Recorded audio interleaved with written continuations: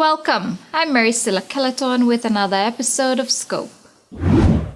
French President Emmanuel Macron was in Port Moresby, Papua New Guinea recently to advance France's two main objectives, the first being their Indo-Pacific strategy and second, to build international consensus for the fight against poverty and climate change. The French president's one-day visit included engagements to meet with Governor-General Sebob Dadae, a visit to the Variarata National Park, and a bilateral meeting that took place at the APEC House before the president's departure.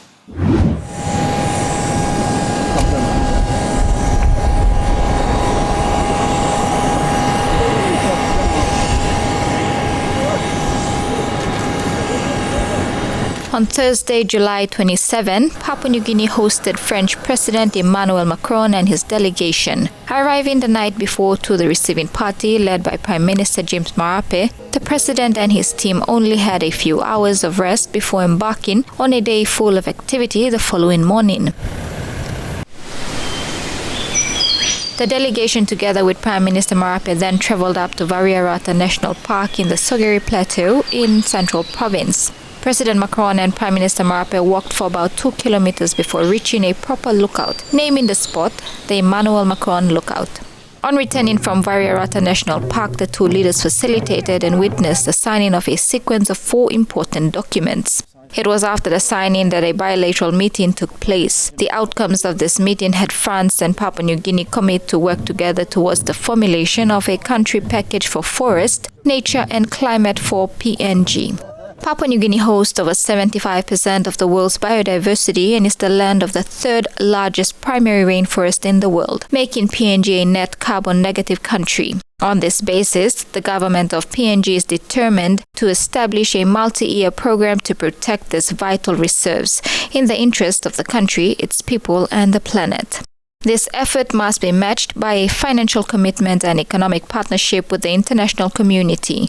In this spirit, by COP28, France and Papua New Guinea, in strong partnership with the European Union in a Team Europe approach, UN agencies, Wildlife Conservation Society, Conservation International and the Bezos Earth Fund will work towards formulating a country partnership for forest, nature and climate, associating all partners willing to join.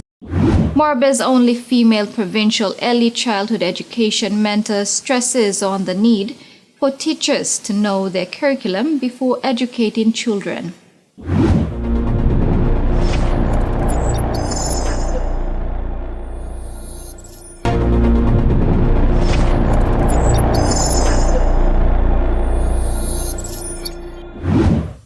Morobe's Trailblazer Esther Anonga from Finschhafen district is the only female provincial early childhood education mentor in Morobe Province. In partnership with the Evangelical Lutheran Church of Papua New Guinea, she and her colleagues wrote Morobe's early childhood curriculum in 2019.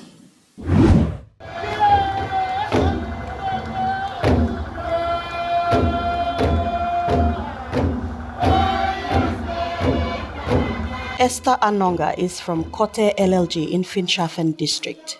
During the recent ECO seminar on conversion program held at Ampo, the headquarters of the Evangelical Lutheran Church of PNG, Anonga was introduced as the only female provincial early childhood education mentor in Morobe Province.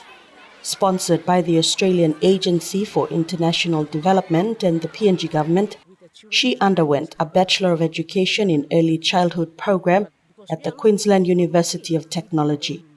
She commenced her studies in 2013 and graduated after 3 years. Her passion in educating PNG's young minds and grit that sees her walk long distances to teach and train teachers has seen her involvement in the compilation of an ECE curriculum for Lutheran-run schools. Some schools in Finschhafen, under her leadership, have started using the ECE curriculum that she and her male colleagues authored in 2019. When they will use that, as well as those are resources, so they will understand better, because in our curriculum we wrote everything for ECE, like rhymes and poems and play activity, using the integrated things from the culture to the school. We all written all those things, the culture and mathematics, culture and community, it's like science, but that time we said science and technology. So now we will say science, emergent literacy, emergent science, emergent literacy. The word changed, but all the ideas were same. But teachers in Finschhafen are now using it. Now they are using that curriculum for Morobe, and they are using it. Curriculum was written from 2019 to 2020. Anonga was part of the three-man team that wrote the first draft, then brought in all trainers with AUSAID's support and did the second draft. The third draft was written with support from the Kokoda Trek Foundation. We emailed them and we went to Crossroad Hotel, all the trainers. We zoomed with the people with that time COVID-19. So they also supported us to go and rewrite. Again, first draft was done by three of us, Mr. Nonjong, he's got a background of degree, myself and Mr. Hundang. And then we brought in, again, support by the OSAID, we brought all trainers in Ampo. We wrote the second draft, and the third draft we did with the KTF. So then we invited Lutheran churches in Papua New Guinea to go and run the EC program. Anonga mentioned her mentor and author of PNG's first early childhood education book, Haring Koreka, who helped her with the curriculum. Their curriculum adopted ECE from other countries but tailored to fit the PNG landscape. Anonga stressed on the need for teachers to know their curriculum before proceeding to educate PNG's human resource. Curriculum is very important because the teachers must know the curriculum before they teach. Without curriculum, I don't think people will know the right thing to do, and they must understand how to utilize it, the skills and strategies, the concepts and ideas especially. Teachers must be trained. Our government of the day should provide support so that teachers will be well trained, so that they may know the curriculum well to teach in each EC schools in Papua New Guinea. This is very important. Today, most of our bush schools, they don't have curriculum. Some of them using the materials from the bush, and this is one of the biggest problems that we don't achieve our goal in Papua New Guinea. Unless curriculum is given and well-trained the teachers who are the implementers in the districts and in the rural areas especially, not only in town, then we will see the change in Papua New Guinea in 2050 as quality education for quality people. That is very important. So curriculum should be given to all teachers and all the training is very important. Anonga, who has over 4 decades in the field, touched on the subject of the Failed Outcome-Based Education, or OBE. OBE, which was introduced in 2000 and had its first syllabus published in 2003, was widely considered a failed concept. As a result of public outcry, the then O'Neill Dion government in 2018 directed the Department of Education to abolish OBE in schools in the country. OBE, the training was there, but curriculum was not really manufactured in a way that everyone should have curriculum. That's why OBE was not well managed by teachers. And also the curriculum was not given to all teachers, and all teachers were not trained well because of some problem. In this EC, my word is that all teachers should receive curriculum, all teachers should have trained, whether in the town and rural areas, inspectors, all national education services plus the DEM and all those refuges make a support in all the sectors so that when they come together, the word is curriculum. They all must have that idea of curriculum so that they will also use the stakeholders to do the awareness so that when everybody contribute in awareness and when trainers we give the training, then I think this EC program in Papua New Guinea will exist.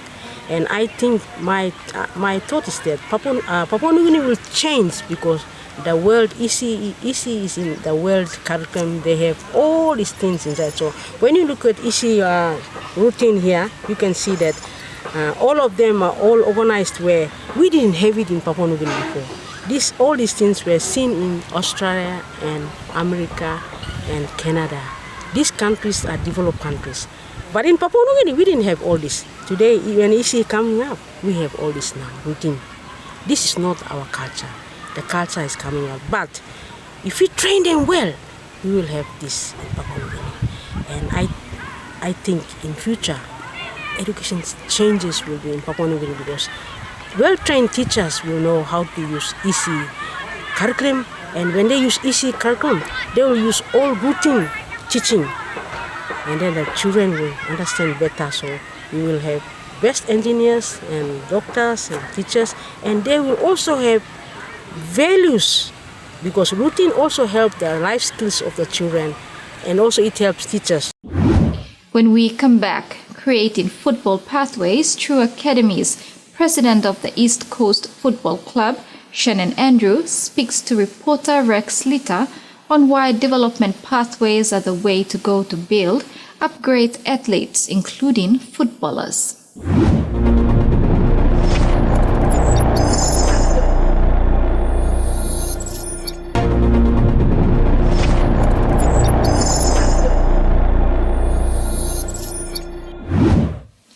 Football Academy, the way forward, creating football pathways for young children in the country so they are guided through to reach the pinnacle of the sport of their choices, has been front and center of discussions in many public forums over the past few years, with that being considered as a proven way to build a successful sports people. The East Coast Football Club has started its academy program this year, 2023, in the hope to build future top footballers for the country.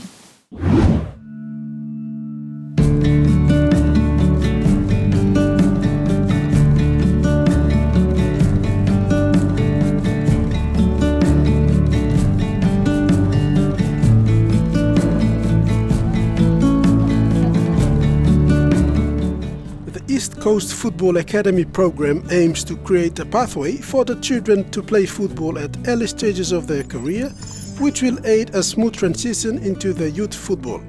In its inaugural year 2023, the East Coast Football Club has captured 5 divisions. Under 10 to under 15 played in its academy program, which ran for 12 weekends. The academy program had 7 schools participated in the program. With a passion in children football, Shannon Andrew has identified that there has been a neglect in football academy program in the country that has potential to shape the future top footballers. Therefore, he initiated the program. I think we've recognized that there's been a neglect in terms of the demographic that we're looking at are the kids football. So we want to bridge that path, that bracket, and make sure that there's consistency through going through to the youth. So I think once we have that in place, and once we have a more sort of robust system in place for the club, then we will look into stuff like the National Soccer League. And the president of the East Coast Football Club, Shannon Andrew, believes that having programs like this is the best way forward for football in the country. It will give children enough exposure, experience and flexibility in football when they reach their youth. In addition to that, programs like this will have a positive impact on the local football competitions in the country. Footballers graduating from the Football Academy program or school footballs will be more competitive against others, which will strengthen the football in the country, which is healthy for the local soccer associations and National Premier Soccer League competition. Okay, well, get ready. This is basically our vision and our goal to create our youth development pathway. With the partnership of the 7 schools, we're bringing them together, getting the schools participating and having a selection committee put in place to assist us with filtering the sort of best of the best to hopefully represent our brand. Hekari United Football Club, for instance, has been a top club in the country for many years, supplying the national team PNG couples with some great talents who have raised the flag of PNG high. They have done that because they have a good football academy program that supplies the team with talented footballers. Some even find opportunities abroad. This has been adapted by Gulf Komara Football Club as Komara Academy and a couple of school football programs. And East Coast Football Academy program is a step forward in right direction to follow suit and set foundation for children in football. While this may sound promising for football in the country, sports is just one component to the program. There are other components to this program which are far more important than sports itself. This East Coast Football Academy program is also aiming to instill discipline and good behavior in children at family level, as well as promoting healthy lifestyle. When attending this program, children learned that eating fresh foods and living healthy lifestyle helps their football career. This program resonates well with the Go Rural to Go Global program the PNG Sports Foundation is rolling out in its quest to build future sports people starting from the childhood. The PNG Sports Foundation Go Rural to Go Global program aims to engage children from age 6 to 12 to make sure they have enough experience in the sports of their choices before they reach their youth. And East Coast Football Club's Academy program go hand in hand as they work in partnership. This program is also in partnership with the Sports Foundation, their Go Rural, Go Global program, which is basically getting sports to not just the urban centers but the rural areas as well. And they're trying to get as much support in terms of running sports programs for the kids, for junior development from under 6 right through to under 15, then to the youth.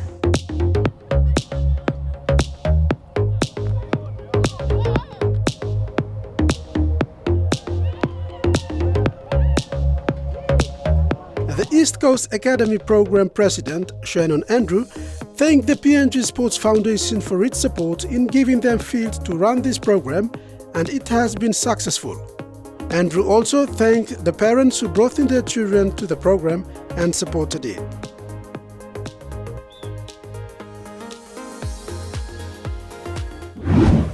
And that's been another edition of Scope. Thank you for your company. Good night.